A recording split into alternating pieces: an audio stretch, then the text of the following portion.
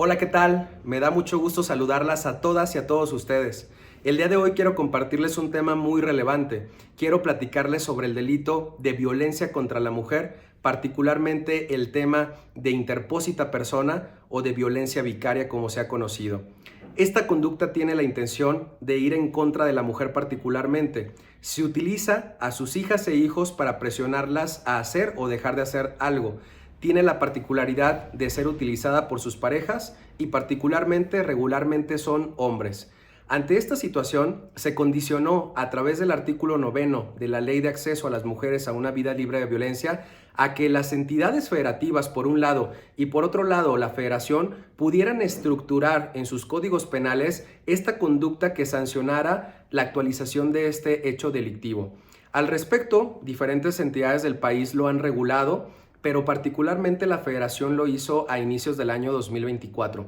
Ante este decreto que expidió para la reforma del Código Penal Federal, la Comisión Nacional de Derechos Humanos interpuso una acción de inconstitucionalidad, es decir, que impugnó ante la Suprema Corte de Justicia de la Nación este decreto. ¿Por qué razón? Particularmente por tres razones. La primera razón, por vulnerar el principio de legalidad en su vertiente de taxatividad. Esto por considerar que el tipo penal no es entendido aun cuando lo lees textualmente. ¿Por qué razón? Porque tienes que ir a otras normas, particularmente al artículo 6 de la Ley General de las Mujeres a una Vida Libre de Violencia. Y en ese artículo 6 se define qué es interpósita persona o violencia vicaria y cuáles son las conductas que pueden desplegarse para poder actualizar ese supuesto jurídico.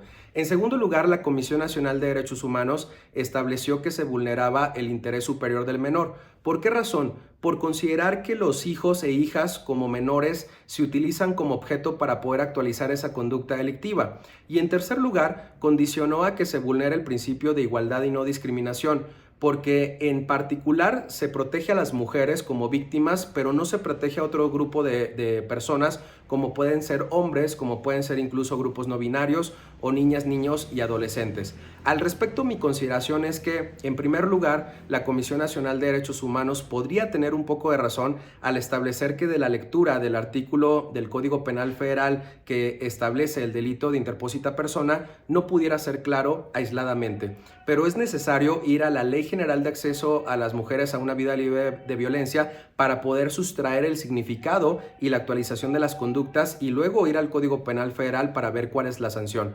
En efecto, esto pudiera parecer violatorio del principio de taxatividad. Sin embargo, la Corte Mexicana ha establecido que eso ya no puede leerse, el derecho penal ya no puede leerse aislado, sino que tiene que tener un campo de lectura sistemático. Quiere decir que los ordenamientos ya no solamente se encuentran establecidos en una sola legislación como el marco penal, sino que este marco penal, estos códigos penales tienen que surtirse, nutrirse o complementarse de otras normas como lo es esta ley general para poder establecer la condición penal particular.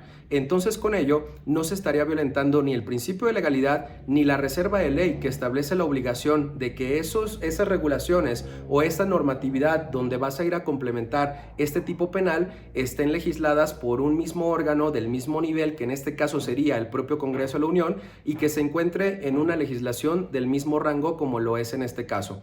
En último lugar, también es cierto que no se vulnera lo que se conoce como tipo penal en blanco, toda vez que, si bien es cierto, está remitiendo a otra legislación, esa legislación, como lo dijimos, no es una legislación de menor categoría, de menor rango, es construida por un propio legislador democrático y entonces, por ende, la norma sería complementaria y por ende no vulneraría el principio de taxatividad. En segundo lugar, me parece que no se vulnera el principio de igualdad y no discriminación, porque si bien es cierto, únicamente protege a la mujer, esto a través de precedentes de la Corte se puede entender que incluso sin hacer un escrutinio estricto, sino únicamente un test de proporcionalidad en sentido ordinario, se puede justificar la creación de la norma para proteger a la mujer, particularmente por las obligaciones que tiene el Estado mexicano con los instrumentos internacionales que son vinculantes para México y la intención que tiene del contexto histórico de proteger a la mujer de la violencia que se da particularmente ejercida por los hombres.